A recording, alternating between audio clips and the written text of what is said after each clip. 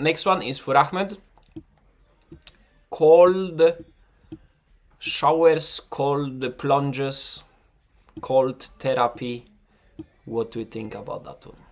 Now, studies have been shown that you need to be careful when you're doing them. It's really important.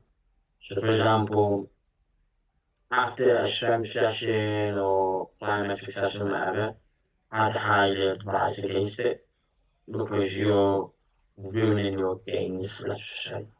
Inflammation is really important for adaptation in your body. And if you're delaying inflammation, then there's no you're delaying the recovery and the adaptation that you need to make the changes necessary for your performances.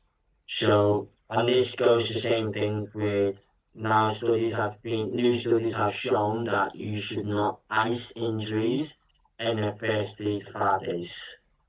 So, because it just slows down the inflammation phase of your healing and recovery stages.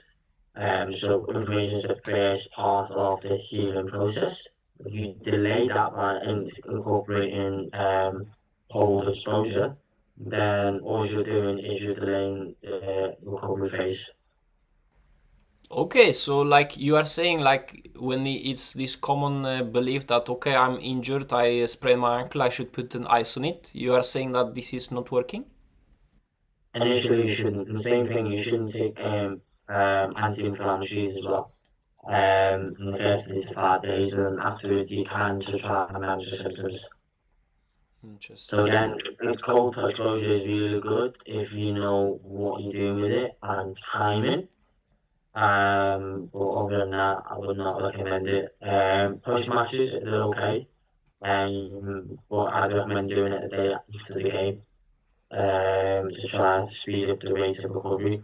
Now, with cold alone is not that great, but cold and hot doing contrast has a much better benefit to your recovery than just cold exposure by itself.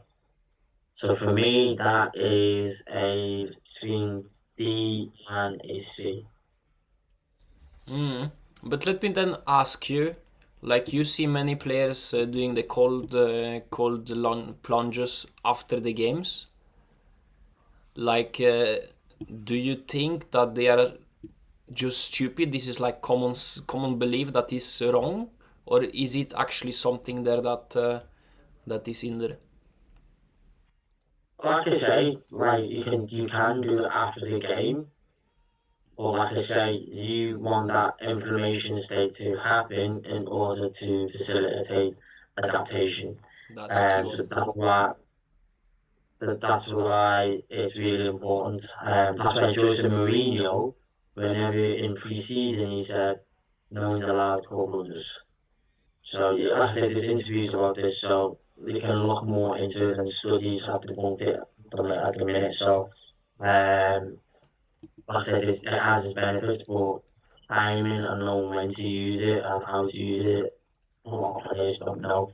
And like I say, they think, oh yeah, you should spend in it for like 20 minutes. Anyway, 3 to 5 minutes is more than enough.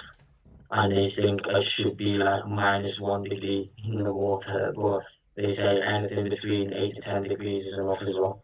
That's like I can tell you from experience when I was playing for a pro team. I was having a coach that was giving us mandatory ice baths after the games. You were not allowed to leave the dressing room without taking this cold plunge. And back then, I already knew that this what you are saying it now, saying it that this is like lengthening actually the recovery process. And I just had to finesse myself from it, like not going fully with my legs or like like trying to finesse it. And this is like many coaches think that this is smart and good, but this is outdated knowledge. Uh, 100%. It's the same thing with like they say, oh, static stretches is good. Other like movement stretches is better. You should never do static stretches before training. That's the most stupidest thing you can do.